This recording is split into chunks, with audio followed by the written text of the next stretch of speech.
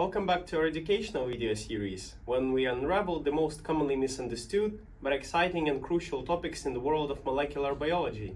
PCR and qPCR are essential tools in molecular biology, but when something goes wrong, it can throw your whole experiment off. No bands, weird melt curves, late CT values, smears, or noisy replicates. These issues are all too familiar. The good news? Well, most of them are easy to fix when you know what to look for. So let's go through the most common problems in PCR and qPCR and how to troubleshoot them. Let's start with the most universal issue, amplification.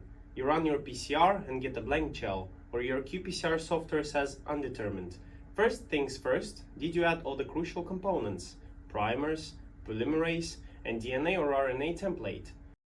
Well, it happens. If you're working with RNA and cDNA, make sure the reverse transcription worked and the RNA isn't degraded.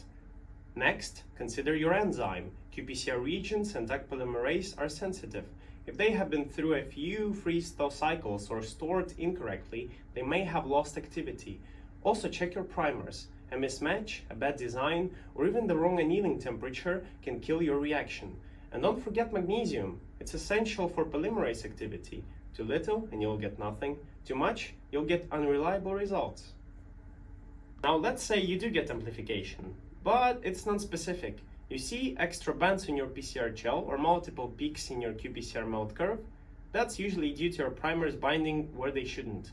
Try increasing the annealing temperature by a few degrees. It tightens up binding specificity. A hot start polymerase can also help by preventing early random primer binding. For dye-based qPCR, the melt curve is your friend. A single sharp peak means success. Multiple peaks or shoulders mean you have got primer dimers or off-target amplification. In that case, it might be time to redesign your primers to make sure they don't form dimers and only bind your target.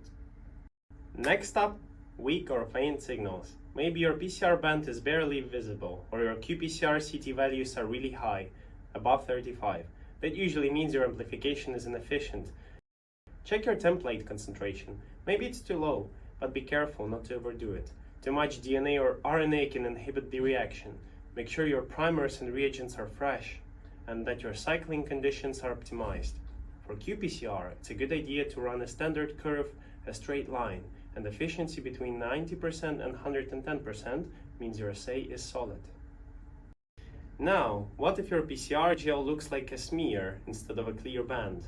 That's usually due to too much DNA or impure template. Reduce the amount of DNA and clean it up.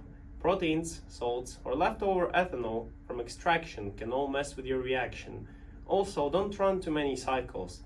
More than 35 can create a soup of non-specific fragments. And check your extension time. Too long or too short can leave your products incomplete. There is the dreaded amplification in your qPCR negative control, the no template control, or NTC. If it's showing a curve, the most likely cause is contamination. qPCR is so sensitive that even a few stray molecules can cause amplification. Work cleanly, use filtered tips, change gloves often, and set up reactions in a clean space. But it could also be primer dimers, especially in dye-based assays. Check your melt curve. If there is a low temperature peak, that's probably a dimer. Try increasing the annealing temp or redesigning your primers to reduce complementarity.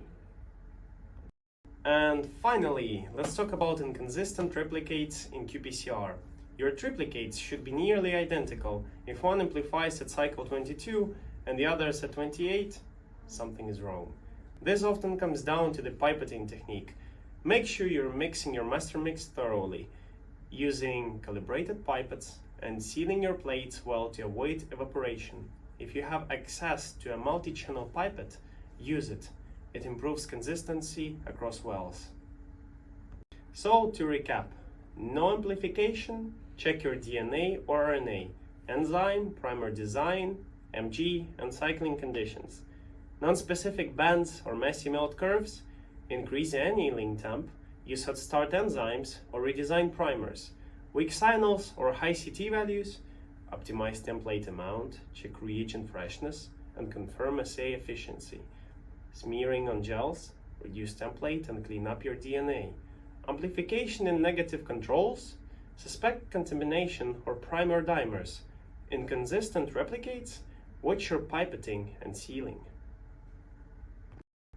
PCR and qPCR are incredibly powerful, but also incredibly sensitive. Small mistakes can lead to big problems, but once you understand the common failure points, troubleshooting becomes much easier. So next time something doesn't look right, just take a breath, follow the clues, and you'll get your reaction back on track. If you're still facing problems, don't hesitate to contact our technical support for help. And remember, may success be with you. Thank you everyone for watching.